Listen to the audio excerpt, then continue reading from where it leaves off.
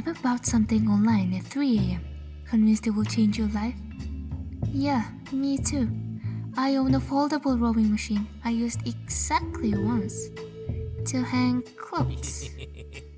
Here's the thing, we make thousands of decisions every day, and most of them are run by one guy, gut feeling Greg.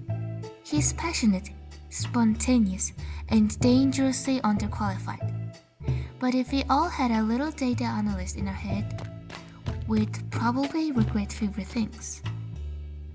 Let's call him Pattern Pete, the brain's quiet analyst. While Greg's yelling, "Just go with your heart," Pete's asking, "Is that statistically sound?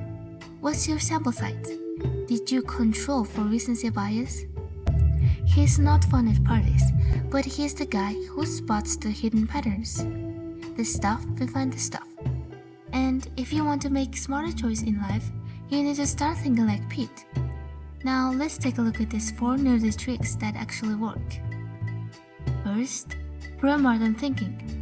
Before starting something, a project, a habit, even a relationship, imagine it's already failed. Now ask, what went wrong? Maybe you underestimated the time, forgot about motivation, or assumed the client wouldn't be weird. This trick pulls problems into the light before they explode in your face. It's reverse engineering failure as a planning tool. Second, the 80-20 rule, with guts. The 20% of your inputs drive 80% of your results. Want to get fit? It's not 12 biohacks and a cold plunge. It's sleep and protein. Want to save money? Track 3 spending habits, not 37. Most of us spend 80% of our time optimizing the wrong stuff. Focus your energy where data says it counts. 3. The false pattern filter. Humans are wired to see patterns even where none exist. Every time I wear this shirt, my day sucks. Yeah, that's not data. That's superstition with good branding. This trick? Flip the pattern.